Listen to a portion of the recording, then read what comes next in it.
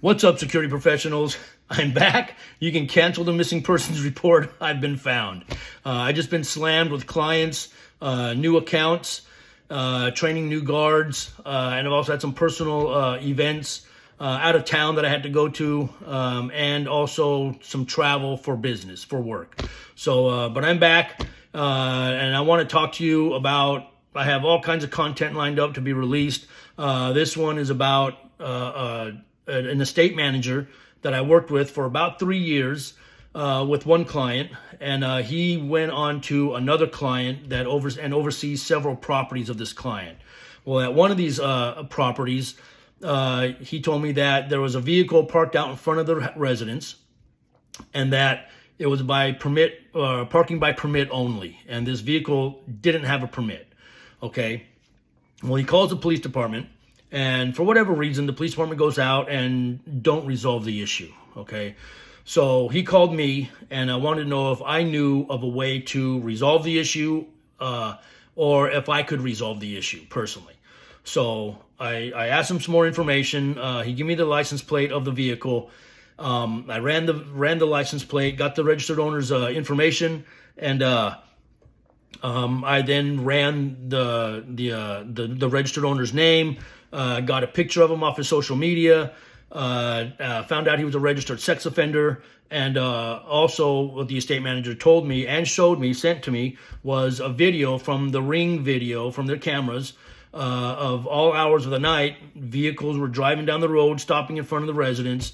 The guy was getting out of the car, the parked car, that was just parked there 24/7, walks up to the car, looks around, leans into the window, talks to him for about 10 seconds, reaches into his pocket, pulls something out. You see the hand grabbing and handing over something in the vehicle. You see the other hand coming up, grabbing it, and then he's putting something back in his pocket. Then the vehicle would drive off. So to me, that's hand-to-hand sales. That's drug sales, most likely, and that's an issue.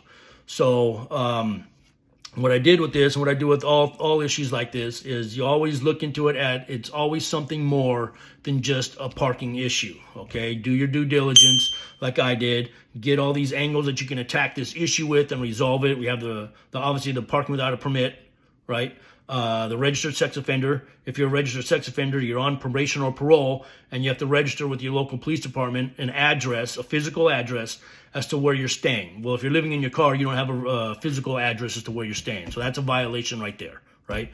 Another violation is obviously the hand-to-hand sales, which would add on top of his parole or probation terms of you can't be involved in any criminal activity. Well, selling drugs is a criminal activity, right?